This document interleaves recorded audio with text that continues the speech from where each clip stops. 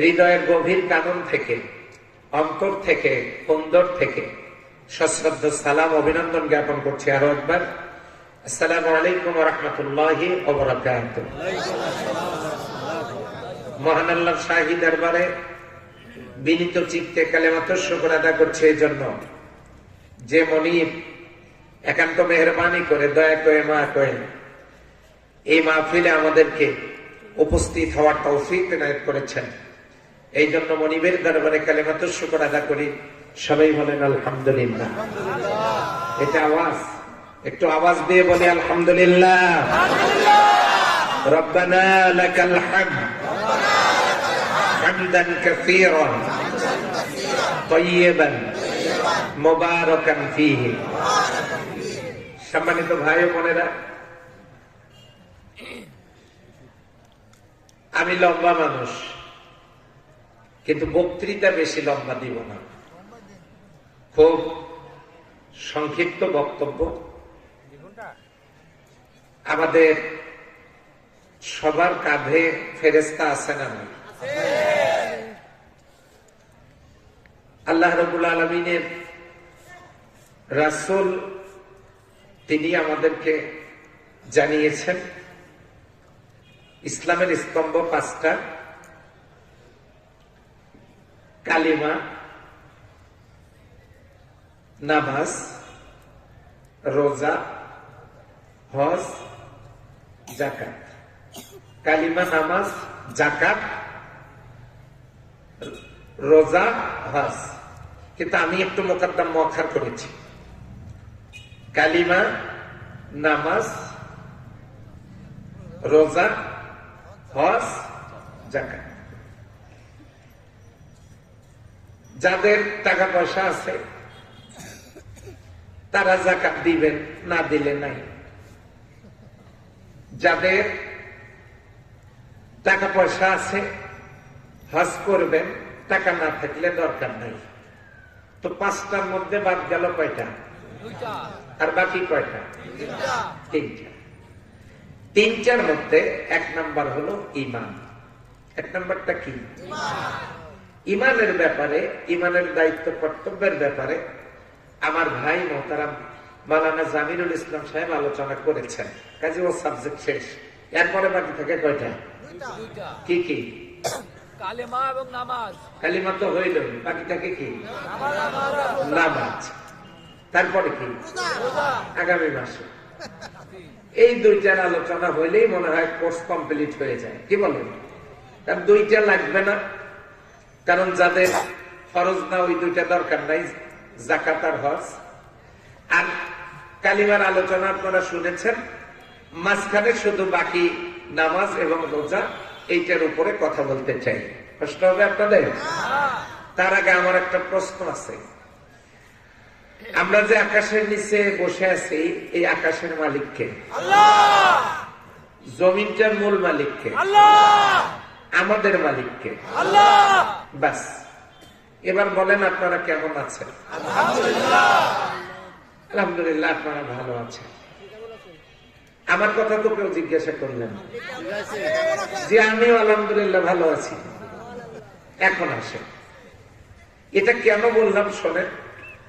আকাশের মালিক আল্লাহ, জমিনেরও মালিক আল্লাহ, মাঝখানে আমরা বসে আছি, আমাদেরও মালিককে। এই ব্যাপারে সকলেই একমত।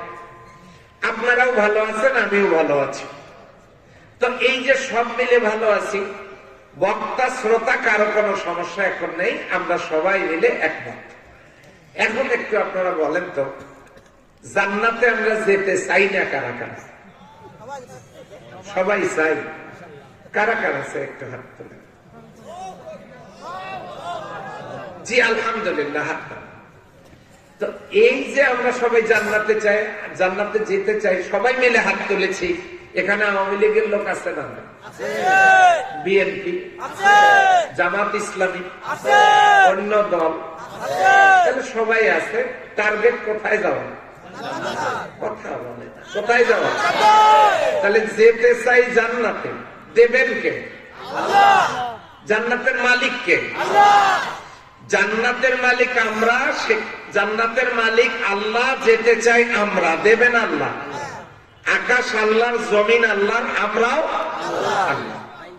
আপনারাও ভালো আছেন, আমিও ভালো আছি আলহামদুলিল্লাহ। মোটামুটি কথা শেষ হয়ে গেছে, এখন দোয়া দেওয়া যায়, কি বলেন? দোয়া দিয়ে যাওয়া যায় না? আচ্ছা, এখন আসলে মাঝখানে ওই জান্নাতে যাওয়ার জন্য কিছু কাজ আছে, সেই কাজটা না করে কি জান্নাতে যাওয়া যাবে? সেই একটা মাত্র কাজ যদি করতে পারে ভাই, এটা সবারই দরকার হবে। সেটা যদি করে যেতে পারেন, বিশ্বাস করেন আপনি, আমি, আমরা, আপনারা, আমরা সবাই মিলে জান্নাতে যেতে পারবো। সেই জান্নাতের দরকার কি আওয়ামী লীগের নাই, বিএনপির নাই, জামাতের নাই? তাহলে সেই জান্নাতে যেহেতু যাব, কাজটা কি সেই নিয়ে আলোচনা হবে ইনশাআল্লাহ। এবারে দল মত নির্বিশেষে, আমি কি কোনো দলীয় কথা বললাম? তাহলে জান্নাত তো সবারই দরকার, তাই না? তাহলে আমরা এই পাবো কি করে সেটার আলোচনাটা করব দল মত নির্বিশেষে। যারা দাঁড়িয়ে আছেন মেহরবানি করে বসেন, যেহেতু জান্নাতে যেতে চান, হাত তুলছিলেন দেখলাম, তেমন বসেন। আপনাদেরকে দাঁড় করায় এক লোকে নাম বলেন, আমি তাকে কি করি দেখেন। বসেন। শোনেন, মুরগির পাখার নিচে যে ডিমগুলো থাকে, এই ডিমগুলোর বাচ্চা হয়, এগুলো ফোটে। আর যেগুলো পাখার নিচে জায়গা পায় না, সাইডে থাকে, ওই ডিমগুলোর বাচ্চাও হয় না, নষ্ট হয়ে যায়। আপনাদের এলাকা ওই ডিমগুলোকে কি ডিম বলে? বাবা, ভোলা, বাবা বলেন, ভোলা বলেন, যাই বলেন। তাহলে মুরগির পাখার নিচে থাকলে ডিম ফোটে, বাচ্চা হয়। পাখার নিচে না থাকলে তাপ পায় না, বাচ্চাও হয় না, বাবা ডিম। তাহলে কোরআনের মাহফিলে সামিয়ানার নিচে থাকলে মাহফিলে আছে বলে মনে হয়, তাপ পায়, কোরআনের আলো হৃদয়ের কানে, কান দিয়ে অন্তরে প্রবেশ করে। তো এখন মাহফিল থেকে সামিয়ানার নিচে জায়গা থাকার পরেও যারা সাইটে থাকে, তাদেরকে আমরা বাবাটা ওইসব বলবো না, তবে অনুরোধ করবো দয়া করে সামিয়ানার নিচে আসেন। কথা ঠিক কিনা বলেন? আল্লাহ তাআলা সকলকে বসার তৌফিক দান করুক, সবাই বলে আমিন। বাস, পরিবেশটা সুন্দর। এখন আমরা আলোচনা করি দল মত নির্বিশেষে। সবাই পড়ে নেন আমার সাথে। আউযু বিল্লাহি মিনাশ শাইতানির রাজীম। বিসমিল্লাহির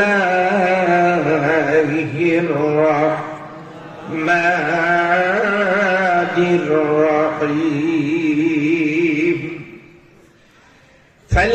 فليعبدوا رب هذا البيت الذي أطعمهم من جوع وآمنهم من خوف। آمنت بالله। বিতাড়িত মোরতাদ শয়তান থেকে আল্লাহর দরবারে আত্মরক্ষা করছি। দয়াময় আল্লাহর নামে শুরু করছি। সূরা কুরাইশ। মনে থাকবে কোন সূরা? 30 নম্বর পারার একেবারে শেষের দিকের একটা সূরা, সূরা কুরাইশ। নবী করিম সাল্লাল্লাহু আলাইহি ওয়াসাল্লামের মাক্কি জীবনে এই সূরাটা অবতীর্ণ। মোট আয়াত 4টা, রুকু 1টা। সেখান থেকে আমি আপনাদের সামনে 2টো মাত্র আয়াত তেলাওয়াত করেছি। বলেন না আলহামদুলিল্লাহ। কোন সূরা? কয়টা আয়াত? 3 এবং 4। এই 2টা আয়াত আমি আপনাদের সামনে তেলাওয়াত করেছি। সম্মানিত ভাইরা, কি আছে এর ভিতরে? আল্লাহ সুবহানাহু ওয়া তাআলা বলছেন, ফালিয়াবুদু রাব্ব হাযাল বাইত।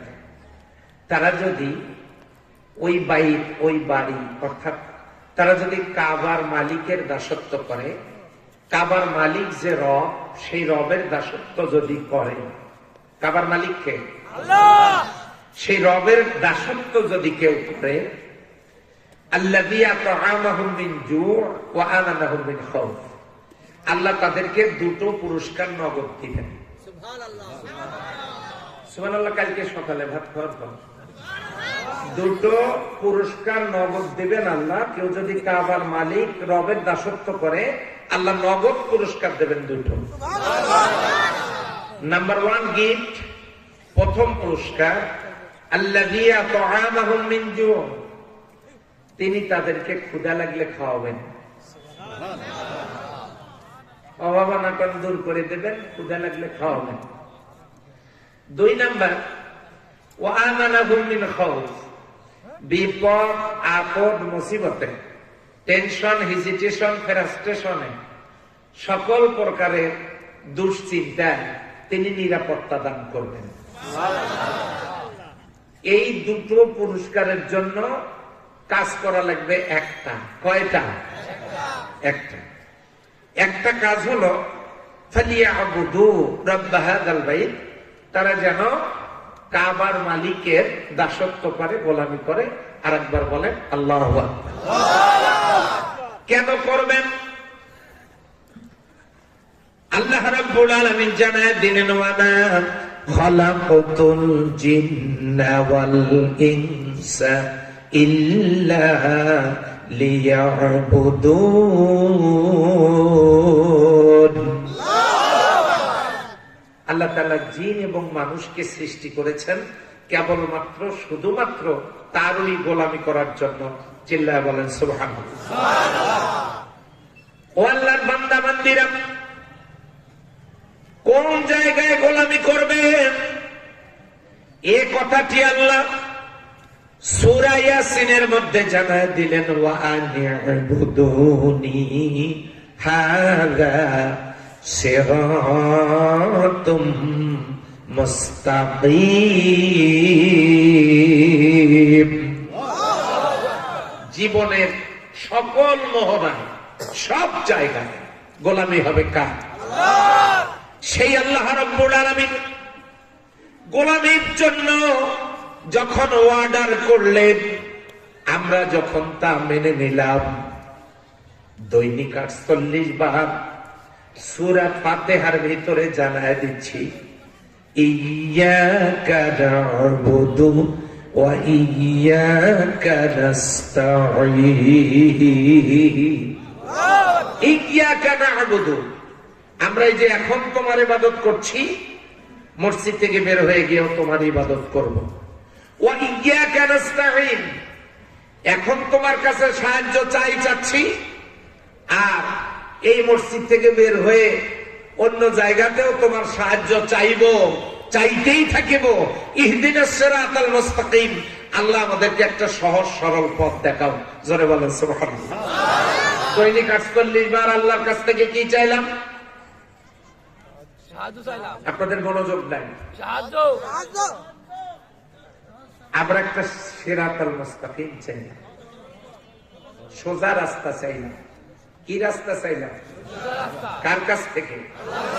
কথা বুঝতে হবে, তাফসীর শুধু শুনলে হবে না, বুঝতে হবে। এবং বুঝলে আমার মনে হয় ক্লিয়ার হয়ে যাবে, আর কোনো সমস্যা হওয়ার কথা না। এবার লক্ষ্য করুন, ফালিয়াবুদু রাব্ব হাযাল বাইত, তারা যেন কাবার মালিকের দাসত্ব করে। আমরা সূরা ফাতিহার মধ্যে কার ইবাদতের কথা বললাম? আল্লাহ। ইয়্যাকা না'বুদু, কেবল তোমারই ইবাদত করছি এবং করব। ওয়া ইয়্যাকা নাস্তাঈন, তোমার কাছে সাহায্য চাইতেছি এবং চাইতেই থাকিব। ইহদিনাস সিরাতাল মুস্তাকিম, আল্লাহ সোজা সহজ সরল সঠিক একটা রাস্তা আমাদেরকে দান করুন। আল্লাহ রাব্বুল আলামিন জানায় দিলেন, ওয়া আনি'বুদুনি হাযা সিরাতুল মুস্তাকিম, আমার দাসত্ব করো, এটাই সোজা রাস্তা। সুবহানাল্লাহ বলেন। সম্মানিত ভাইরা, কয়বার চাইলাম দৈনিক? বলেন 48 বার চাইলাম। 48 বার আল্লাহর কাছে চাইলাম, সোজা রাস্তা দেখাও। এই এলাকার কোন ছেলের নাম জসিম হয়েছে ডায়রিয়া, তার ছোট ভাই নাম রবিউল। জসিম নামের কেউ থাকলে মন খারাপ করবেন না, রবিউল নামের কেউ থাকলে মন খারাপ করবেন না, এটা একটা উদাহরণ। জসিমের কি হয়েছে? ডায়রিয়া। ছোট ভাইয়ের নাম কি? রবিউলকে ডাক দিয়ে বলছে জসিম। জসিম বলতেছে, রবিউল আর তো মনে হয় বাঁচবো না, আমার ডায়রিয়া। চেয়ারম্যান মহোদয়ের বাড়িতে ডাবের গাছ আছে। চেয়ারম্যান সাহেব, সভাপতি সাহেব নাই, নারিকেলের গাছ নাই আপনার বাড়িতে? তো ঠিকই তো আছে, তো মিলে গেছে। জসিম বলছে, রবিউল, চেয়ারম্যান সাহেব আমাদের 4 নং ইউনিয়ন পরিষদের সাবেক চেয়ারম্যান, নন্দিত জননেতা, তিনি তার বাড়িতে নারিকেলের গাছে ডাব আছে, তুমি সেখান থেকে ডাব নিয়ে আসো, আমি তো মনে হয় আর বাঁচবো না। রবিউল গিয়ে চেয়ারম্যান সাহেবকে বলেছে, যদি ডাব দিতেন বড় উপকার হতো, ভাই জসিমের ডায়রিয়া খুব সম্ভব বাঁচবে না। চেয়ারম্যান মহোদয় এখন বলছেন যে ভাই তাই, যে হ্যাঁ ঠিক আছে, জয়টা লাগে নিয়ে যান। কথা বোঝেন না? এখন বলেন, চেয়ারম্যান সাহেব ডাব দিয়েছেন না দেন না? হ্যাঁ, এদিকে আওয়াজ নেই। দিয়েছে 1 মাস পর, তখন বললেই তো হতো। দিয়েছেন না দেন নাই? এখন লক্ষ্য করুন, চেয়ারম্যান সাহেব বলেছেন জয়টা লাগে নিয়ে যান। রবিউল কি করছে দেখেন,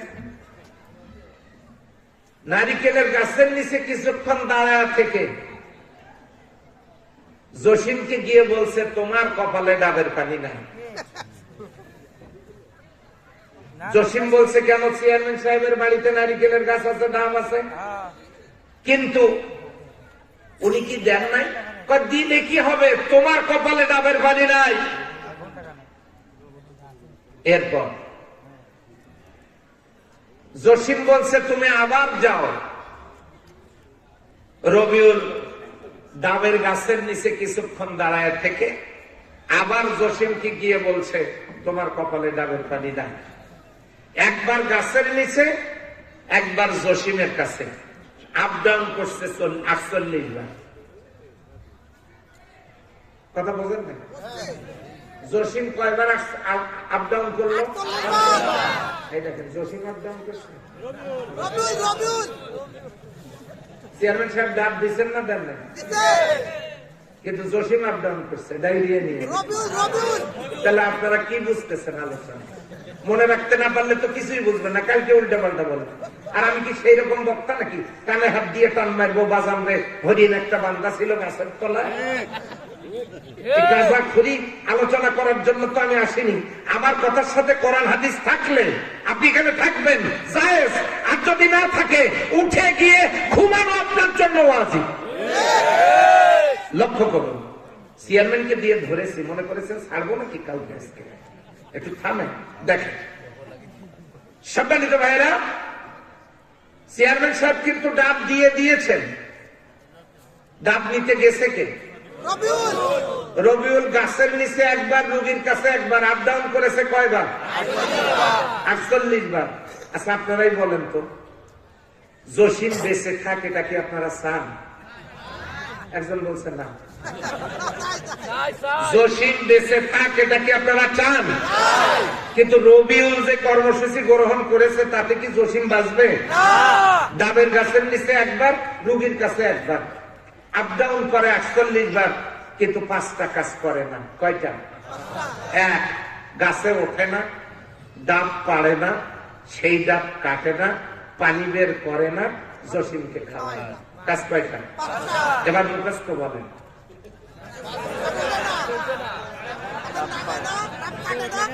আমি কি 2 নাম্বারটা বলছি? 1 নাম্বার কি? 2 নাম্বার, 3 নাম্বার, 4 নাম্বার, 5 নাম্বার। এই কাজ করে না কে? তার মানে রবিউল কি চায় জসিম বেঁচে থাক? আচ্ছা, এবারে বলছি,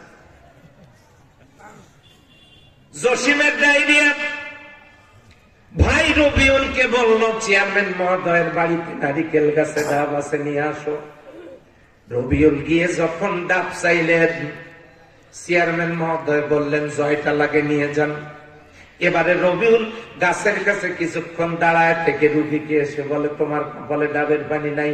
আপ ডাউন করেছে 48 বার, কাজ করে নাই কয়টা? আওয়াজ দেন। 1 নাম্বারে, 2 নাম্বারে, 3 নম্বরে, 4 নম্বরে, 4 নম্বর মানে 4 নম্বর ইউনিয়নের চেয়ারম্যান সেটা, 4 নম্বরে, 5 নম্বরে, বাস। এই 5টা কাজ না করে রবিউল শুধু আপ ডাউন করে, জসিমের ডায়রিয়ার যেমন উপকার হবে না, ঠিক তেমনি আমাদের এই সমাজটার ভিতরে সুদের ডায়রিয়া, ঘুষের ডায়রিয়া, জেনার ডায়রিয়া, দুর্নীতির ডায়রিয়া, ভোট ছাড়া নির্বাচনের ডায়রিয়া, অন্যায় বিচারের ডায়রিয়া, নারী নির্যাতনের ডায়রিয়া, খুন খারাপের ডায়রিয়া। তার মানে গোটা সমাজ এখন ডায়রিয়ায় আক্রান্ত। আস্তে করে বলতে হবে কথা, ঠিক না ঠিক? জসিমের ডায়রিয়া ভালো করার জন্য চেয়ারম্যান মহোদয়কে গিয়ে যখন ডাবের প্রস্তাব দেয়া হলো, চেয়ারম্যান মহোদয় বললেন 6টা লাগে নিয়ে যান। তার মানে উনি দিয়েই দিয়েছেন, কিন্তু রবিউল 48 বার আপ ডাউন করেছে, কাজ করে নাই কয়টা? 5টা। এই কথা বললাম এই জন্য, দৈনিক 48 বার নামাজের ভিতরে দাঁড়ায় আপনারা বলেছেন ইহদিনাস সিরাতাল মুস্তাকিম। আল্লাহ একটা ডাব দাও। কি করবা ডাব দিয়ে? সমাজের মধ্যে সুদ ঘুষ দুর্নীতি অশ্লীলতা বেহায়াপনার ডায়রিয়া, অন্যায় বিচারের ডায়রিয়া। এই ডায়রিয়া ট্রিটমেন্ট করব, আল্লাহ একটা ডাব দাও, একটা সোজা রাস্তা দাও। কথা কি বুঝতেছেন আপনার? কয়বার? 48 বার দৈনিক আপনি নামাজের ভিতরে আল্লাহর কাছে ডাব চাইলেন, সোজা রাস্তা চাইলেন। আওয়াজ দিয়ে বলেন তো, সোজা রাস্তাটার নাম কি? আল্লাহ রাব্বুল আলামিন বলেন, সোজা রাস্তা চাইছো, ট্রিটমেন্ট করবা ডায়রিয়ার, তাই আমি সোজা রাস্তা দিয়ে দিলাম। ওয়া আনি'বুদুনি হাযা সিরাতুম মুস্তাকিম। সোজা রাস্তা দিয়ে দিলাম। এবারে চিল্লা বলেন, সেই সোজা রাস্তার নাম কি? এই কোরআন আমার আওয়ামী লীগের ভাইদের বাড়িতে আছে না নাই? আমার বিএনপির ভাইদের বাড়িতে আছে না নাই? তাবলীগ জামাত যারা করেন তাদের বাড়িতে আছে না নাই? সকল দলের নেতা কর্মী, মুসলিম উম্মাহ যারা নারী পুরুষ সবার বাড়িতে কোরআন আছে না নাই? ও আল্লাহর বান্দা বান্দীরা, চেয়ারম্যান মহোদয়ের কাছে নারিকেল ডাব চাইলেন, তিনি তো সেটা দিয়েই দিলেন। আমার আল্লাহর কাছে ডায়রিয়ার ট্রিটমেন্টের জন্য সোজা রাস্তা চাইলেন, আল্লাহ ডাব দিলেন, তার মানে কোরআন তো দিলেন। রবিউল যেমন 5টা কাজ না করার কারণে জসিমের কোনো উপকার হবে না, ঠিক তেমনি আওয়ামী লীগের বাড়িতে কোরআন থাক, বিএনপির বাড়িতে কোরআন থাক, সকল দলের লোকজনের বাড়িতে কোরআন থাক, মসজিদে কোরআন থাক, মাদ্রাসায় কোরআন থাক, হাফেজদের সিনায় কোরআন থাক, তাফসীর মাহফিলের মঞ্চে কোরআন থাক, সব জায়গায় এই ডাব থাক। যতক্ষণ পর্যন্ত রবিউলের মতো 5টা কাজ করা না হবে, ততক্ষণ পর্যন্ত এই সমাজের ডায়রিয়া, তার মানে সমাজ সুস্থ হওয়ার কোনো সম্ভাবনা নাই। সেই 5টা কাজের কথা জানার দরকার আছে না নাই? 1 নম্বরে বাড়িতে গিয়ে আল্লাহর কোরআন খুলতে হবে। কি করতে হবে? কি করতে হবে? খুলতে হবে। 1 বছর বুকে হাত দিয়ে দেখেন নিজে নিজে যে আল্লাহ আপনাকে অন্ধ বানাতে পারতেন। অবশ্য কিয়ামতের দিন অন্ধ বানাবে না, কিয়ামতের দিন আল্লাহ অন্ধ বানাবে। আমাদের রংপুরের কোরআনে আছে সূরা তাহার 155, 124 এবং 25 নম্বর আয়াতে আছে কিয়ামতের দিন আল্লাহ অন্ধ বানাবে। এটা রংপুরের কোরআন আছে, এটা রাজশাহীতে আসে নাই এখন। এক নম্বরে খুলতে হবে। আপনি 1 বছরের মধ্যে কোনদিন খোলেন নাই। আল্লাহ বলেছেন ওমানা আলাদা আন যিকরি ফাইন্না লাহু মাঈশাতান দানকা ওয়া নাহশুরুহু ইয়াওমাল কিয়ামাতি আমা। এই লোকগুলোকে অন্ধ করে তুলব। দল করে নেতা, হ্যাঁ, মারা যাওয়ার পর কবরে যখন ফেরেশতা জিজ্ঞাসা করবে যে আমার দিনুকা, আর আপনি বলবেন আমি বিএনপি সেক্রেটারি। হ্যাঁ, এটা বলবেন আর সাথে সাথে নাজাত দিয়ে দিবে, এটা মনে করেছেন? এই কান লাগা অন্ধ করে তুলবেন। অথচ আপনার বাড়িতে কোরআন আপনি কোনদিন খোলেন না, পড়েন না, বোঝেন না, মানেন না, এলে করেন না। আল্লাহর নবী কিয়ামতের দিন বলবেন অকাল রাসূল ইয়া রাব্বি ইন্না কওমি ইত্তাখাযু হাযাল কুরআনা মাহজুরা। আমার উম্মতের মধ্যে ওই লোকগুলো যারা কোরআনকে তামাশা হিসেবে গ্রহণ করেছিল। বাড়িতে কোরআন ছিল, পড়ে নাই, খোলে নাই, বোঝে নাই, মানে নাই, এগুলো কিচ্ছু করে নাই। কোরআন নিয়ে নবীজি আল্লাহর দরবারে মামলা দিয়ে দিবেন। সেদিন কি করবেন? সেদিন কোন নেতা নেত্রী আপনাদেরকে উদ্ধার করবে? বলেন, কথা বোঝেন? আমার কথা কি বোঝা যায়? কেউ কেউ উদ্ধার করবে সেদিন? উদ্ধারের উপায় আছে? নাই। তা আপনার বাড়িতে কোরআন আপনি পড়েন না কেন? আমি তো ওই কথাই বলি, বঙ্গবন্ধু স্বাধীনতার মহান স্থপতি বঙ্গবন্ধু, তিনি ইসলামিক ফাউন্ডেশন প্রতিষ্ঠিত করেছেন। দুঃখ কপালে, অথচ সেই বঙ্গবন্ধুর দলের কর্মীরা কোরআন, হাদিস, তাফসীর এগুলো পড়েন।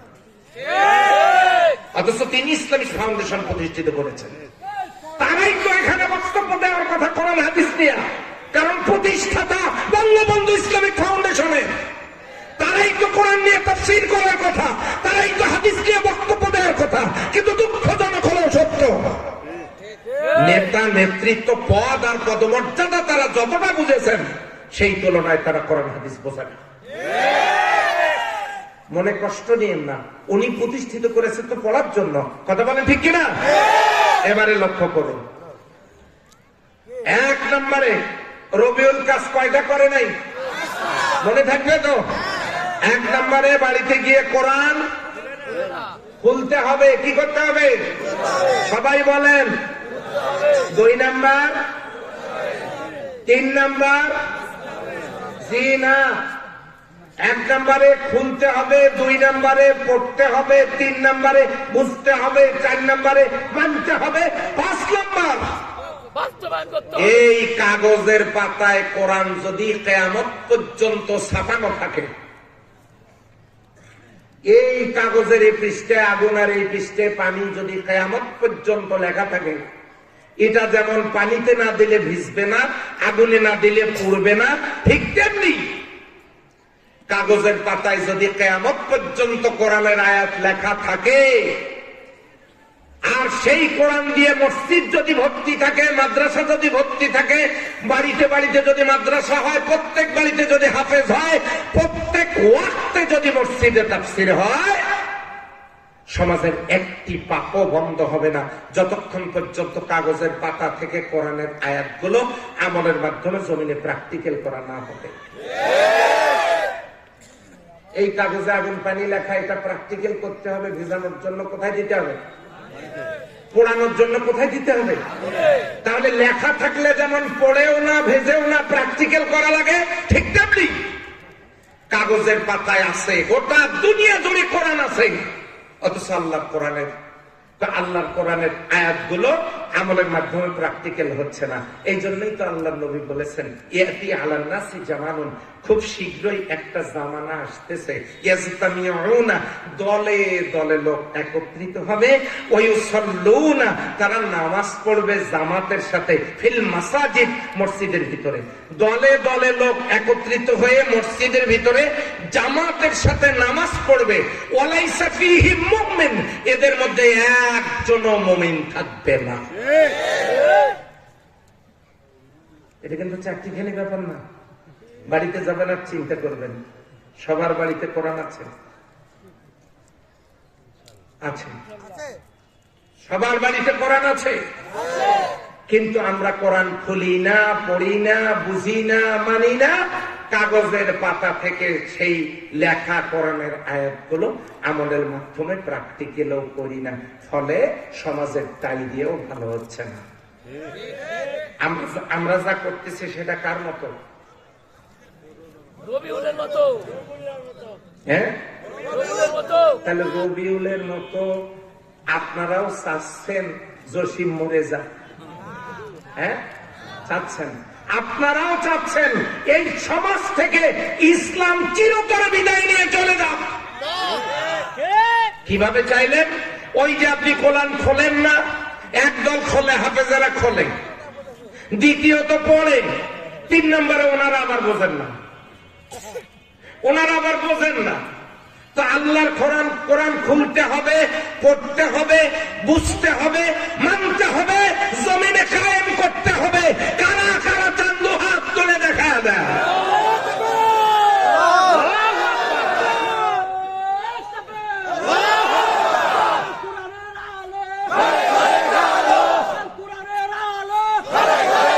আলহামদুলিল্লাহ, হাত তামাম।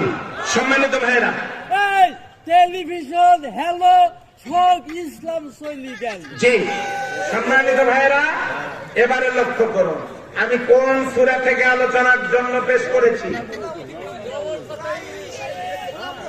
আমি আপনাদের মনোযোগ আকর্ষণ করছি, কোন সূরা থেকে আলোচনার জন্য তেলাওয়াত করেছি? কুরাইশ। এখন আস্তে আস্তে সেদিকে আগাচ্ছি। সেটা হলো, তাহলে আমাদের এই সমাজের ডায়রিয়া ভালো করার জন্য কাজ কয়টা? 1 নম্বরটা কি বলে? এখনো একমত হতে পারেন না। 1 নম্বর একসাথে বলেন। বাড়িতে গিয়ে কোরআন কি করতে হবে? 2 নাম্বার, 3 নাম্বার, 4 নাম্বার, 5 নাম্বার কি করতে হবে? বাস্তবায়ন। ওই কাগজের পাতা থেকে জমিনে আনতে হবে, তার মানে কালকে গিয়ে সিঁড়ি জমিনে ফেলবে নাকি? সম্মানিত ভাই, এটা যদি বুঝে থাকেন, আসুন এখন আমরা ইবাদতটা বুঝি। সম্মানিত ভাইয়েরা, আমার মা বোনেরা, ভালো করে কান লাগাতে হবে। ফালিয়াবুদু রাব্ব হাযাল বাইত। তারা যদি কাবার মালিকের দাসত্ব করে। আবু জেহেল কিন্তু কাবা তওয়াফ করত। আবু জেহেল কাবার সভাপতি ছিল। আবু জেহেল কাবার মুতাওয়াল্লি ছিল। আবু জেহেল কাবার মালিক আল্লাহকে মানত। এটা জানেন না আপনারা? জানেন না? হ্যাঁ, আবু জেহেল কাবার মালিক মানত আল্লাহকে। কিভাবে বুঝবেন? যখন বদরের যুদ্ধ হয়, আবু জেহেল কাবার গেলাপ ধরে বলেছিল, ইয়া রব্বে কাবা, হে কাবার রব। বদরের যুদ্ধে আব্দুল্লাহর পুত্র মুহাম্মাদের বিরুদ্ধে যুদ্ধ করার জন্য যাচ্ছি, আজকে যেন তাকে সেখানে নিশ্চিহ্ন করে দিতে পারি। এই দোয়া করেছিল কে বলুন তো? আবু জেহেল। কার কাছে? আল্লাহর কাছে। ইয়া রব্বে কাবা, এ কথা বলে আবু জেহেল কাকে ডেকেছিল? আল্লাহকে। তাহলে আবু জেহেলও কাবার মালিক মানত কাকে? এবার বোঝেন, আমাদের সমাজের নেতা নেত্রীরা, আমাদের সমাজের আম জনতা মসজিদের মালিক মানে কাকে? চেয়ারম্যান সাহেবকে? কাকে মানে? আল্লাহকে। আমরাও মসজিদের মালিক মানি আল্লাহকে। আবু জেহেলও কাবার মালিক মানত আল্লাহকে। মানা তো ঠিকই আছে। আবু জেহেল মসজিদ কমিটির সভাপতি, আল্লাহকে কাবার মালিক মানত। আমাদেরও আছে মসজিদ কমিটি, আমরা সবাই মসজিদকে আল্লাহর ঘর মানি। আওয়াজ দেন, কথা ঠিক কিনা? তাহলে আবু জেহেল জাহান্নামে যাবে কেন, আর আমরা জান্নাতে যাব কেন? মাঝখানে একটু ব্যাপার সেবার আছে না নাই? আবু জেহেল জাহান্নামে যাওয়ার কারণ হলো, আবু জেহেল কাবার মালিক মানত আল্লাহকে, কিন্তু সেই আল্লাহর নাজিল করা বিধান কোরআন মানে না। কোরআন না মানার কারণে আবু জেহেলের পরিণতি যা, আমরাও মসজিদের মালিক আল্লাহকে মানি, মসজিদে টাইলস দেই, টাকা দেই, মাইক কিনে দেই, চট দেই, মসজিদ নির্মাণ করি, ইট কিনে দেই, সিমেন্ট দেই, মসজিদে দান করি। আমরাও মসজিদের মালিক মানি আল্লাহকে, কিন্তু আমরাও যদি সেই আল্লাহর নাজিল করা বিধান মানতে রাজি না হই, ওয়ালার ইকুয়াল টু আই of Islam, there is no difference. Abu জেহেলের পরিণতি যা, আমারও পরিণতি তা। কোনো পার্থক্য নাই। সম্মানিত ভাইয়েরা, তাহলে আবু জেহেল কাবার মালিক একজন মানত, কিন্তু আল্লাহর নাজিল করা, কাবার মালিকের নাজিল করা কোরআন না মেনে জাহান্নামী। এই সমাজে অনেক মানুষ আছেন যারা আবু জেহেলের মতো মসজিদের মালিক আল্লাহকে মানে, কিন্তু আল্লাহর কোরআনের কথা শুনলে আবার মন খারাপ করে। অবশ্য আপনাদের এলাকায় এরকম লোক নাই আমি জানি। এবার আপনারা বলুন যে এই যে সামনে যে ফুলগুলো দেখা যাচ্ছে, এগুলা কি ফুল না ফুলের মতো? ইউরিয়া সার দেখতে হোমিও বড়ির মতো। বিষয়টা কালকে একখানে করে দেখবেন, ইউরিয়া সার দেখতে হোমিও বড়ির মতো, এই ফুলগুলা দেখতে ফুলের মতো। এই কাগজ ফটোকপি করলে কালকে ফটোকপি করে দেখবেন অরিজিনালের মতো, কিন্তু ফটোকপি যেমন অরিজিনাল না, এই সাজানো ফুল যেমন অরিজিনাল ফুল না, ফুলের মতো। ইউরিয়া সার যেমন হোমিও বড়ির মতো, হোমিও বড়ি না, ঠিক তেমনি ওই দিকের সমাজের কিছু মানুষ আছে যারা দেখতে মুসলমানের মতো, কিন্তু কি না ও কথা আমি বলবো না, আমাকে তো আবার বাড়ি যাওয়া করতে, তাই না? আর ওটা তো এই দিকের কথা বলে না, ওই দিকের কথা বলেছে। সম্মানিত ভাইরা, এবারে আসেন তাহলে ইবাদতটা কি জানার দরকার আছে না না? সম্মানিত ভাইরা, ফালিয়াবুদু রাব্ব হাযাল বাইত, তারা যদি কাবার মালিকের রবের ইবাদত করে। এই রব শব্দের অর্থ পাঁচটার, একটা হলো স্রষ্টা, আমাদের সৃষ্টিকর্তা কে? শুরুতেই বলেছেন আমাদের মালিক কে? বাস, তিনি আমাদের স্রষ্টা। 2 নম্বরে রিজিক দাতা, কি রিজিক দিচ্ছেন তিনি লক্ষ্য করেন। গোশত খাবেন, 34 রকমের গোশত আল্লাহ হালাল করে দিয়েছেন। গোশত খাবেন না, মাছ খাবেন, 450 রকমের মাছ আল্লাহ হালাল করে দিয়েছেন। মাছ খাবেন না, অসংখ্য সবজি আল্লাহ দিয়েছেন। সবজি খাবেন না, ডাল দিয়েছেন। ডাল খাবেন না, ফল ফ্রুটস দিয়েছেন। ফল খাবেন না, দুধ দিয়েছেন। দুধ খাবেন না, ডিম দিয়েছেন। এত রকম হরেক রকমের খাবার যে আল্লাহ দিয়েছেন, আপনি যদি সব খাওয়া বন্ধ করে দেন তাহলে আল্লাহ পানি দিয়েছেন। যদি বলেন পানিও আমি খাবো না, পানির মধ্যে ভেজাল, তাহলে আল্লাহ যেন বুঝাচ্ছেন বান্দারে, চেয়ারম্যান সাহেবের বাড়িতে নারিকেল গাছের মধ্যে ডাব আছে, ওই ডাবের মধ্যে তোর জন্য মিনারেল ওয়াটার আমি আল্লাহ বানায় দিয়েছি। কিয়ামত পর্যন্ত ওই মিনারেল ওয়াটারে কেউ ভেজাল ঢোকাতে পারবে না। আল্লাহ পানি দিয়েছেন। তাহলে এত নাজ নিয়ামত গুলো যে আল্লাহ দিলেন, আল্লাহ বলেন ইন্না রাব্বি ইয়াবসুতুর রিজকা লিমান ইয়াশা, তিনি যাকে ইচ্ছা অপরিমিত রিজিক দান করেছেন, সৃষ্টি করেছেন, রিজিক দিয়েছেন। 3 নম্বরে তিনি হলো আমাদের মাহবুব। এখন বলেন তো, আগে তিনি সৃষ্টি করলেন, তারপরে তিনি রিজিক দিলেন। 10 বছর বয়সে গিয়া তিনি ইবাদতের জন্য নির্দেশ দিয়ে দিলেন। আগে ইবাদতের কথা বলেন নাই, আগে জীবন দিয়েছেন, তৈরি করেছেন, এরপরে বিনামূল্যে খাওয়াইছেন, এখনো খাওয়াচ্ছেন। সূর্য প্রতি সেকেন্ড জ্বালাতে আমার আল্লাহ তাআলার বিদ্যুৎ খরচ হচ্ছে 30,000 কোটি ফরেনহাইট। বিনামূল্যে সূর্যের তাপ পাচ্ছি, প্রতিদিন 16 কেজি অক্সিজেন পাচ্ছি। একজনের জন্য 16 কেজি অক্সিজেন প্রয়োজন। এই 1 কেজি অক্সিজেনের দাম 250 টাকা, 16 কেজি অক্সিজেনের দাম 4000 টাকা। বিনামূল্যে 16 কেজি অক্সিজেন পাচ্ছি।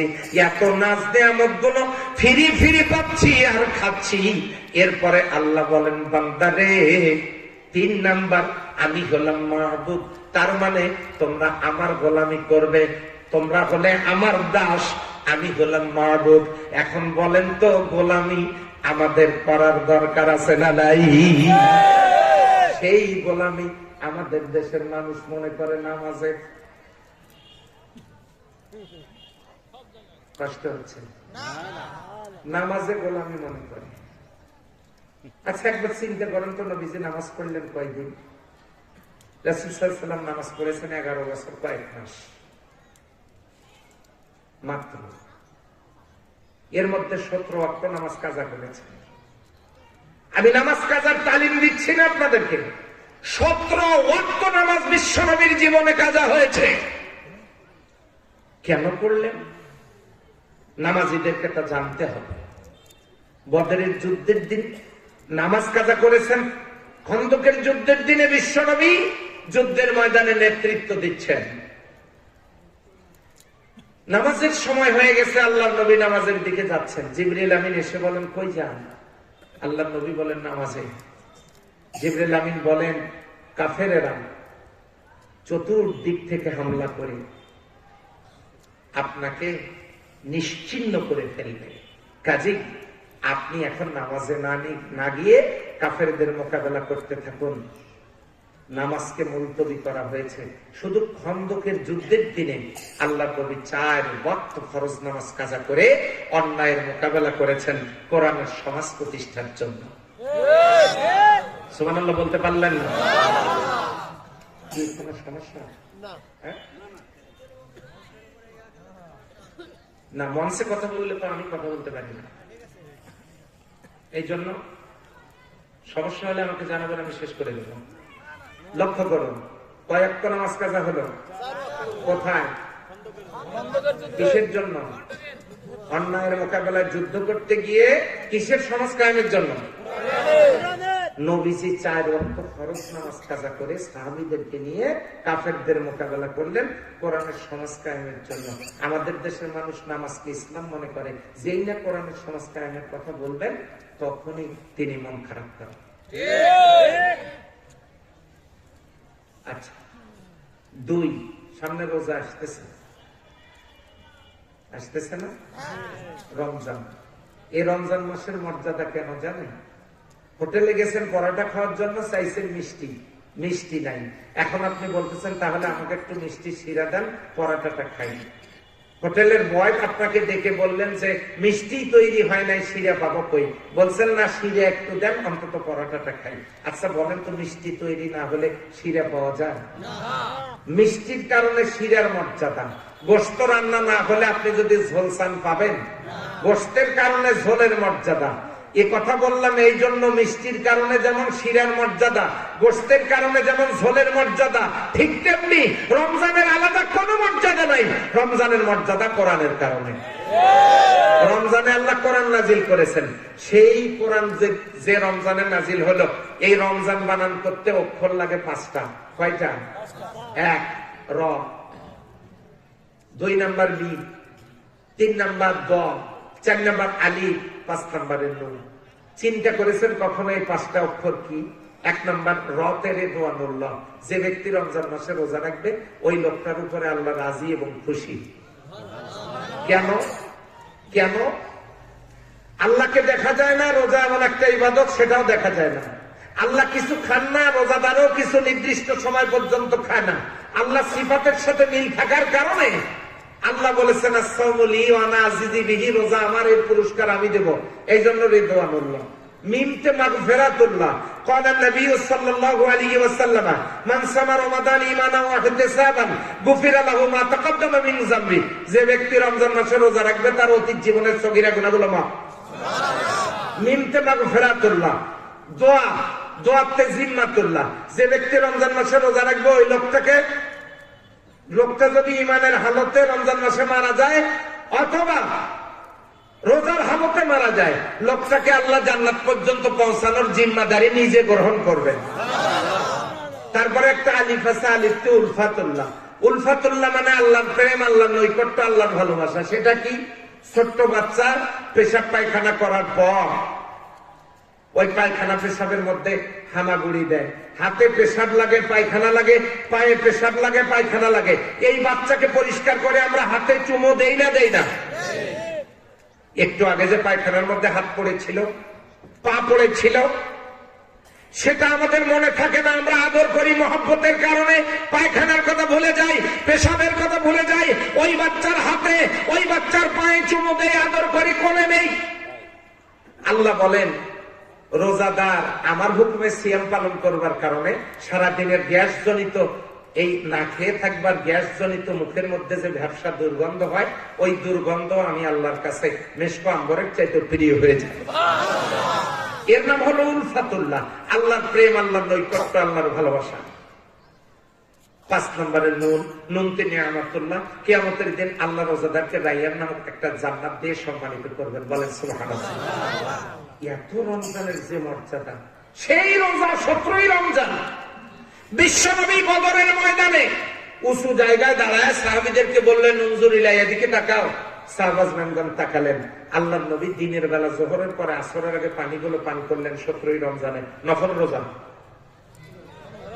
কথা বলেন না কেন? 17ই রমজান কি রোজা? ফরজ রোজা। দিনের বেলা পানি পান করলেন। সাহাবাজগণ জিজ্ঞাসা করলেন, রোজা ভাঙ্গার ওহী কি নাজিল হলো? আল্লাহর নবী বললেন, না। একটু পরেই 1000 কাফের সৈন্যের বিরুদ্ধে মাত্র 313 জন ময়দানে নেমে পড়বে। তোমাদের যার কাছে যা খাবার আছে খাও, শরীরে শক্তি সঞ্চার করো। একটু পরেই 1000 কাফের সৈন্যের বিরুদ্ধে মুজাহিদদেরকে মাঠে নামতে হবে। সুতরাং তোমরা রোজা ছেড়ে দাও। আজকে যারা রোজা ছেড়ে দেবে তারাই আল্লাহর কাছে প্রিয় বান্দায় পরিণত হয়ে যাবে। বদরের যুদ্ধের দিনে সব সাহাবী এবং বিশ্বনবী রোজা ছেড়ে দিয়ে কিসের সমাজের জন্য লড়লেন? আসতে বলে। আমাদের দেশের মানুষ রোজাটাকে ইসলাম মনে করে, কিন্তু ওই রমজান মাসে যে আল্লাহর নবী রোজা ছেড়ে দিয়ে কোরআনের সমাজ কায়েমের জন্য তিনি লড়াইয়ের ময়দানে নেতৃত্ব দিয়েছেন, এ কথা বললে আবার মন খারাপ করে। এমন লোক ওই দিকের গ্রামে আছে না নাই? থাকতে পারে না? পারে না? তাহলে আমাদের মানুষদের মধ্যে ইসলাম বোঝার, দাসত্ব বোঝার মধ্যে কত তফাৎ একটু লক্ষ্য করুন। নামাজকে ইসলাম মনে করে, রাসূল নামাজ প্রয়োজনে বাদ দিয়ে কোরআনের সমাজ কায়েমের জন্য জিহাদের ময়দানে নেতৃত্ব দিয়েছেন, এটা মানতে রাজি না।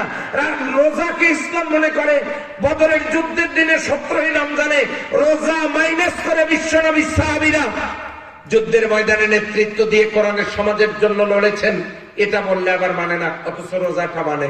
সম্মানিত ভাইয়েরা, এক শ্রেণীর মানুষ তারা আবার হজটাকে ইসলাম মনে করে আর বাকিগুলো করতে রাজি হয় না। আমাদের দেশে এমন অনেক হাজী সাহেব আছে, দাড়িতে মেহেদি, দাড়িতে রং, কত হাজী সাহেব হাজী রুমাল গায়ে দিয়ে ঘরে। মাশাআল্লাহ, উনি হাজী সাহেব নামের আগের দিকে আলহাজ না লিখলে মন খারাপ করেন। উনি মক্কায় গিয়ে এক টুকরা কাপড় কোমরে আর এক টুকরা কাপড় কাঁধে দিয়ে তিনি স্লোগান দিলেন, লাব্বাইক আল্লাহুম্মা লাব্বাইক, লাব্বাইক লা শারীকা লাকা লাব্বাইক, ইন্নাল হামদা ওয়ান নি'মাতা লাকা ওয়াল মুলক লা শারীকা লাক। এই স্লোগান তিনি মক্কায় দিয়ে আসলেন। এই স্লোগান কোন স্লোগান? বিশ্বনবী সাল্লাল্লাহু আলাইহি সাল্লাম মদিনায় নিজেই পোশাক পরেছেন, 10,000 সাহাবীকে একই পোশাক পরাইছেন। যার ওই পোশাকটা কোমরে, এই কোমরের পোশাকে সেলাই নাই, পকেট নাই। কাঁধে একটা পোশাক, সেলাই নাই, পকেট নাই। মাথায় টুপি নাই, পাঞ্জাবি নাই, রুমাল নাই, জুব্বা নাই, পাগড়ি নাই। 2 টুকরা কাপড়, কাফনের কাপড় পরে 10,000 সাহাবীকে পরায়া বিশ্বনবী মিছিলে নেতৃত্ব দিচ্ছেন। লাব্বাইক আল্লাহুম্মা লাব্বাইক, লাব্বাইক লা শারীকা লাকা লাব্বাইক, ইন্নাল হামদা ওয়ান নি'মাতা লাকা ওয়াল মুলক লা শারীকা লাক। এই স্লোগান দিতে দিতে দিতে দিতে 10,000 সাহাবীকে নিয়ে যখন মক্কার দিকে রওনা করেছেন, মক্কার কাফেরদের কাছে সংবাদ পৌঁছে গেল, মুসলমানেরা মক্কার দিকে আসতেছে। কাফনের কাপড় পরে জান বাঁচাতে চাইলে পালাও, না হলে মুসলিমরা জীবন দেবে, তবু মক্কা ছেড়ে দেবে না। কাফেরেরা পালায় গেল। আল্লাহর নবী 10,000 সাহাবীকে নিয়ে মক্কায় প্রবেশ করলেন। বাস, কাফেরেরা পালায় গেল। মক্কা নগরী ইসলামের পতাকা তলে আসলো। বিশ্বনবী নিজে কালেমার পতাকা পতপত করে উড়ালেন, বলেন সুবহানাল্লাহ।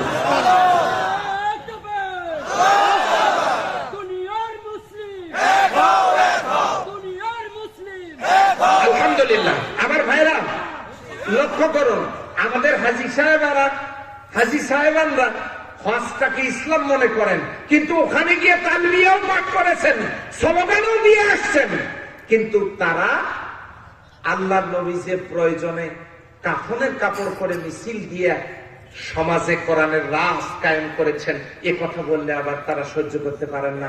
তারাও হাজী ওই গ্রামে আছেন। না না, আমি এদিকে কথা বলিনি, ওই দিকে, এখান থেকে 9.5 কিলোমিটার দূরে ওই দিকে আছে। সম্মানিত ভাইয়েরা লক্ষ্য করুন, খুব ভালো করে লক্ষ্য করুন।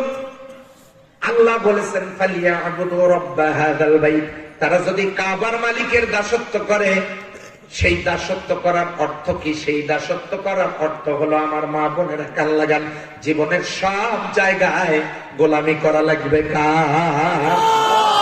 এটা হবে অফিসে, এটা হবে আদালতে, এটা হবে বাড়িতে, এটা হবে গাড়িতে, এটা হবে রাজনীতিতে, এটা হবে অর্থনীতিতে, এটা হবে শিক্ষানীতিতে, এটা হবে সংস্কৃতিতে, এটা হবে কৃষিতে, সব জায়গায়, জীবনের সব জায়গায়, পরতে পরতে, সকল মোহনায়, সকল আঙ্গিনায়, সব জায়গায় দাসত্ব হবে কার?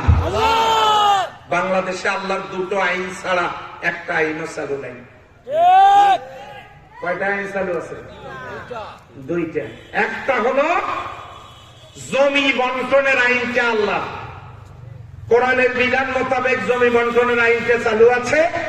আর একটা আছে নবীর সুন্নত তরিকা মোতাবেক বিয়ে হয়, যদিও সেখানে যৌতুক আছে, অনিয়ম আছে, কিন্তু বিয়েটা পড়ানো হয় নবীর তরিকা মোতাবেক আল্লাহর বিধানে। এই দুটো ছাড়া একটাও নাই। এবারে আসেন, রাজশাহীর কোন এলাকায় মোটরসাইকেলের দোকান, মেকারের দোকানের সামনে কি এই একটা ভাঙ্গা মোটরসাইকেল আছে এরকম কেউ দেখেছেন? নাও থাকতে পারে, আছে মেকারের দোকানের সামনে। ওই মোটরসাইকেলটার কিন্তু হেডলাইট নেই, ওই মোটরসাইকেলটার কিন্তু ট্যাঙ্কি নেই, ওই মোটরসাইকেলটার কিন্তু মাঠগাট নাই, ওটা কিন্তু চাকাও নাই, ওটার সেল তাও নাই। নাম কি? কথা বলেন কি নাম? কিন্তু মাল নাম কি? মোটরসাইকেল মাল। এই যে একটু আগে যারা হাত তুলছিলেন যুবক, তাদের মধ্যে যারা বিয়ে করে নাই, তাদেরকে যদি ওই জাতীয় একটা মোটরসাইকেল উপহার হিসেবে, যৌতুক হিসেবে দেওয়া হয়, তারা কি নিতে রাজি হবে? কেন এটা নিতে রাজি হবে না? তার কারণ হলো ওই মোটরসাইকেলে চড়ে ওই মিরগঞ্জ থেকেও ঘুরে আসা যাবে না, চারিঘাট থেকে ঘুরে আসা যাবে না, শ্বশুর বাড়িতে যাওয়া যাবে না। ওটা চাকা নাই, ট্যাঙ্কি নাই, হেডলাইট নাই, ব্রেক নাই, চেন নাই, কিন্তু ওটার নাম মোটরসাইকেল। মোটরসাইকেলটা ওই দোকানের সামনে রাখার কারণ দুটো। একটা হলো এই মোটরসাইকেল দেখে অন্য মোটরসাইকেল আলাদা বুঝবে এখানে নষ্ট মোটরসাইকেল ভালো করা হয়। আর দুই নাম্বার, ওই মোটরসাইকেল ওখানে দেখে সেখান থেকে তারা শিক্ষা গ্রহণ করবে। কি শিক্ষা? নাম মোটরসাইকেল কিন্তু কোনো পার্টস নাই, এই মোটরসাইকেলে চড়ে গন্তব্যে যাওয়া যায় না। সম্মানিত ভাইরা, কথাটা কেন বললাম? নষ্ট মোটরসাইকেল, এইরকম মোটরসাইকেল নামক কঙ্কালের উপরে চড়ে যেমন গন্তব্যে যাওয়া যায় না। আই রিপিট, আমি আবার বলছি, যে মোটরসাইকেলের চাকা নাই, হেডলাইট নাই, চেন নাই, সিট নাই, এমন মোটরসাইকেল নামক কঙ্কালে চড়ে যেমন গন্তব্যে যাওয়া যায় না, ঠিক তেমনি আমরা ইসলামটাকেও কঙ্কাল বানিয়ে ফেলেছি। আমাদের অর্থনীতির ট্যাঙ্কি নাই, ইসলামী অর্থনীতির ট্যাঙ্কি নাই, রাজনীতির সিট নাই, পরিবার নীতির চেন নাই, শিক্ষানীতির হেডলাইট নাই, আর সমাজনীতির চাকা নাই। এগুলো বাদ দিয়া, রাজনীতি, অর্থনীতি, সমাজনীতি, পরিবার নীতি, শিক্ষানীতি বাদ দিয়া আমরা জুম্মাবারে যাই, জানাজার নামাজে যাই, ঈদের নামাজে যাই। আমরা মুসলিম, এই মুসলিম ইসলাম নামক একটা কঙ্কাল মোটরসাইকেলে চড়ে আছি। মেকারের সামনের ভাঙ্গা কঙ্কাল গাড়ি যেমন গন্তব্যে যাওয়া যায় না, ঠিক তেমনি এইরকম কঙ্কাল ইসলামে চড়িয়া আল্লাহর জান্নাতে যাওয়া যায় না। কথা কি বুঝতে কষ্ট হলো? আচ্ছা, এবার আসেন সম্মানিত ভাইয়েরা, আমার মা বোনেরা, খুব ভালো করে একটু কান লাগাতে হবে বোঝার জন্য। কেন লাগাতে হবে? আল্লাহর জমিনে এই সূর্যটার প্রয়োজন বলেন তো আছে না নাই? অক্সিজেনের দরকার আছে না নাই? কোন কিছুর কি দরকার ছাড়া আছে?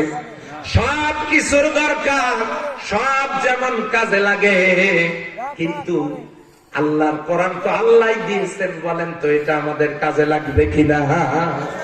এটাও আমাদের কাজে লাগবে, কিন্তু আমরা এটা বুঝতে পারলাম না। কে আপনি? কে কে আপনি? কি হয়েছে আপনার? তামাশা করেন না কোরআনের মাহফিলে বসে? আপনাকে কে সামনে বসতে বলেছে? আশ্চর্য ব্যাপার।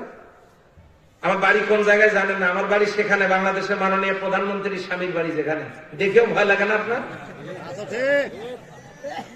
হ্যাঁ, মাননীয় স্পিকার আমার থানার এমপি। কি মনে করছেন আপনার? এবারে আর একটা নতুন খনি পেতে যাচ্ছি। আগে থেকে দক্ষিণ পূর্ব এশিয়ার সর্ববৃহৎ কয়লার খনি আমার থানায়। বাংলাদেশের 100 বছরের চাহিদা পূরণ করেও বিদেশে পাঠাতে পারবো। লোহার খনি আছে আমার থানায়। আর একটা খনি খনন কাজ চলছে। বিজ্ঞান বলেছে খুব জটিল কঠিন জাতীয় ধাতব পদার্থ আমরা তামার আলামত পাচ্ছি। এই জাতীয় আলামত থাকে যেখানে স্বর্ণের খনি থাকে, সেখানে স্বর্ণের খনি যদি পেয়ে যাই, ঘাটা আসবো না, যাবো আসবো না, আসবো না। আমরা ওই সৈয়দপুরে যাবো, বিমানে চড়ে ঢাকা যাবো, আসবো না। কান লাগান। এখন আমরা প্রায় 2.5 খনি পেয়ে গেছি। 2টা আছে, আর একটা খনন কাজ চলছে। আপনারা কথা ঠিকঠাক মতো শুনলে আপনারাও পাবেন ইনশাআল্লাহ। এই শেষ করে দিচ্ছে, আর মাত্র 23 মিনিট। 23 মিনিট অপেক্ষা করা যাবে না? হ্যাঁ, কাল লাগান। বাংলাদেশে কয়টা আইন চালু আছে আল্লাহ? আচ্ছা, এখন শোনেন, এই জায়গাটার নাম কি? হাবিবপুর বাজার আছে? কি আছে? নন্দনগাছি বাজারে একজন কসাই গরুর গোশত বিক্রি করত, সবাই আপনারা কিনতেন। গরুর গোশতের ব্যবসা দেখে এক লোকের চিন্তা হলো যে আমি একটু গোশতের ব্যবসা করব। উনি দূরে শুয়োর কাটে আর গোশত এনে ওখানে একটা সাইডে দোকান দিয়ে বেচার চেষ্টা করে। চুপচাপ বসে থাকে, পাবলিক জিজ্ঞাসা করে কি গোশত, ভালো গোশত নিয়ে যান, খান। কত কেজি? 700-800 টাকা কেজি, আপনাদেরকে 500-তে দিচ্ছি, খান। উনি বিক্রি করে, ক্রমান্বয়ে আস্তে আস্তে বিক্রি করে, মানুষ খায়, ভালোই লাগে। জিজ্ঞাসা করে কেমন লাগছে, গোশত কি খারাপ? বলছে না, খারাপ না, ভালো। এই খাইতে খাইতে খাইতে খাইতে শুয়োরের গোশত খাওয়া লোকের সংখ্যা বেশি হয়ে গেছে। শুয়োরের গোশত খাওয়া লোকের সংখ্যা যখন বেশি, তখন একদিন সবাই মিলে একজোট হয়েছে। আর এই গোশতের দোকানদার বলছে, ভাই এত সুন্দর চালু একটা ব্যবসা আমার, অথচ বাজারের দোকান করতে দেয় না ওই গরু গোশত বিক্রি করা লোকটা। তাই নাকি? যে হ্যাঁ। আরে আপনার কাছে আমরা কম দামে গোশত খাই, সে গোশত বিক্রি করতে দেবে না মানে? চলেন ওকে পিটায়া বিদায় করে দিয়ে ওই জায়গায় বসে এই গোশত বিক্রি হবে। বাস, হালাল গরুর গোশত আলাকে কোপায়া বিক্রি করে দিয়ে ওই জায়গায় বসে গোশত বিক্রি চলছে। কিসে বলেন? কিসে? এখন শুয়োরের গোশত সবাই খায়, চলছে। কম দামে শুয়োরের গোশত খাওয়া অভ্যাস হয়ে গেছে। পরে আবার 800 টাকা লাগাই দিয়েছে। এখন শুয়োরের গোশত সবাই খাচ্ছে, হালাল গোশত নাই। কথাটা কেন বললাম? 750 বছর এই কোরআন দিয়ে হালাল কাজ চলতো এই জমিনে, কিন্তু 200 বছরে ইংরেজরা এই দেশে এসে ব্রিটিশ আইন চালু করে তার পক্ষের লোকজন তৈরি করে হালাল সেই ব্যবসা, হালাল সেই গোশত, তার মানে কোরআনের বিধিবিধান সব ধূলিসাৎ করে এই যে আইনটা চলছে, এই আইন আওয়ামী লীগ তৈরি করে নাই, এই আইন বিএনপি তৈরি করে নাই, এই আইন জাতীয় পার্টি তৈরি করে নাই, এই আইন জামাত ইসলামী তৈরি করে নাই, এই আইন তৈরি করেছে ব্রিটিশ। এই আইন লিখেছে লর্ড ম্যাকুইলে, ব্রিটিশ এটা কার্যকরী করেছে। এই আইন চালু আছে। 750 বছরের কোরআনের আইন। কম দামে জিনিস খাওয়ায়া খাওয়ায়া লোক নিজেদের তৈরি করে নিয়ে 750 বছরের হালাল গোশত দূর করে দিয়ে এখন তারা ব্রিটিশ আইন চালু করে শুয়োরের গোশত খাওয়াচ্ছে সবাইকে। বোঝেন নাই মনে হয়? কিসের গোশত খাওয়াচ্ছে? শুয়োরের গোশত খাওয়াচ্ছে সবাইকে। তার মানে আপনি জানাজা পড়েন, জানাজায় গিয়ে আপনি ওযু করেন আর না করেন, অনেক লোক আছে বিনা ওযুতেই দাঁড়ায়, আমি শুনছি। জানাজা করেন, আপনি ঈদের নামাজ পড়েন, আপনি জুমা বারে যান, আপনি তো আল্লাহর গোলামি করেনি, কিন্তু আল্লাহর আইনটা আবার আপনি বাদ দিয়া ব্রিটিশের আইন মানেন, হালাল গরুর গোশত বাদ দিয়া অন্যটা আপনি করেন। এখন ওরা ব্রিটিশরা এখান থেকে চলে গেছে, যাওয়ার সময় বলে গেছে ভাগনা তোমরা থাকো, আমরা এখন যাই। তখন লোকেরা বলছে যে আপনারা এতদিন চালাইলেন 200 বছর, আমরা কি করব এখন? কোনো অসুবিধা নাই, তোমরা চালাতে পারবা, সে অভিজ্ঞতা তোমাদের হয়েছে, কারণ মামা কি দিয়ে শুরু করবা? তখন তারা বলছে যে তোমরা মসজিদ কমিটির সদস্য হবা। তাদেরকে বলছে, কাদেরকে বলছে? ভাগনাদেরকে। কার ভাগনা? ওই ব্রিটিশের ভাগনা। ভাগনাদেরকে বলছে তোমরা মসজিদ কমিটির সদস্য হবা। ভাগ্যেরা বলছে নামাজ পড়ি না, এক ওয়াক্ত মসজিদ কমিটির সদস্য হবো। যে না অসুবিধা নাই, প্রয়োজনে শুক্রবারে যাবে। এই যে তাফসীর মাহফিলে আপনারা আসছেন, এই তাফসীর মাহফিলে কারো যদি মন চায়, মাথা ঠিক না থাকে, কেউ হয়তো এখান থেকে উঠে 2 হাত দূরে গিয়ে 2টা টান যদি কেউ দিয়ে আসে, কেউ দেখবে? তো মাহফিলের সাইড থেকে কেউ 2 টান দিলে কেউ দেখবে না।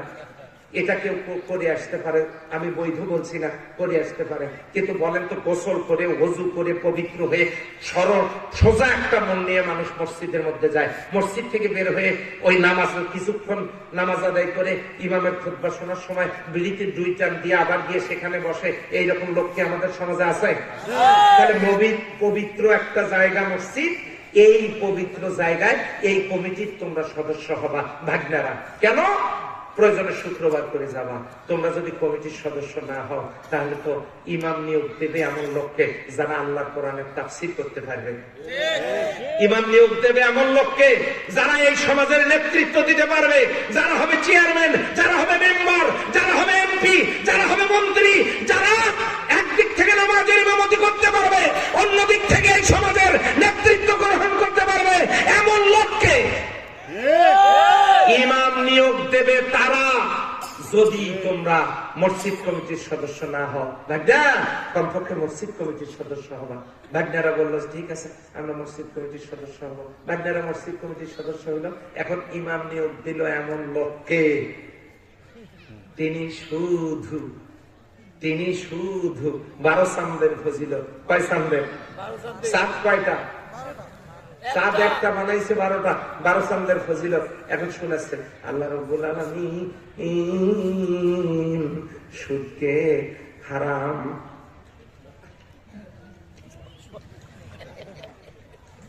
করিয়াছে। আল্লাহ সুদকে হারাম করিয়াছেন। মুয়াজ্জিন সাহেব সময় হয়ে গেছে, একামত দেন। কথা বলেন।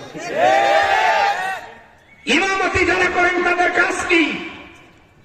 শনিবার থেকে বৃহস্পতিবার পর্যন্ত আপনি পড়াশোনা করুন কিসের 12 চাঁদের ফজিলত।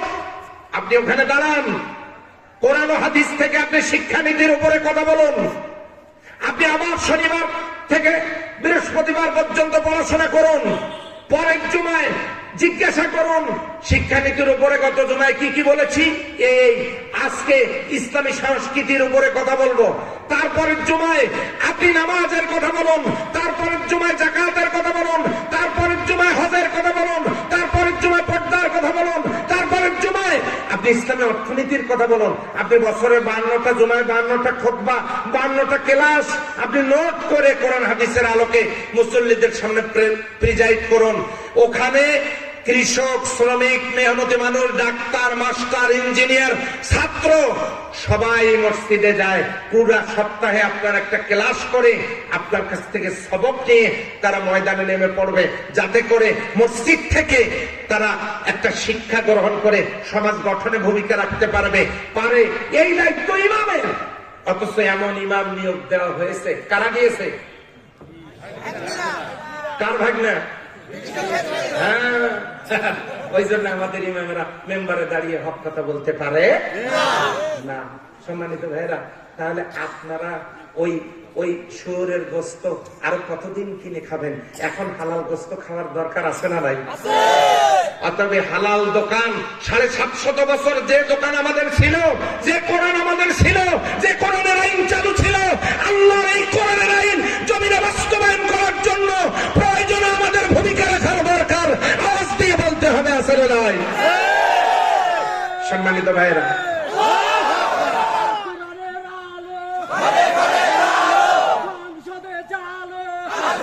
জি আলহামদুলিল্লাহ, হাত তামান।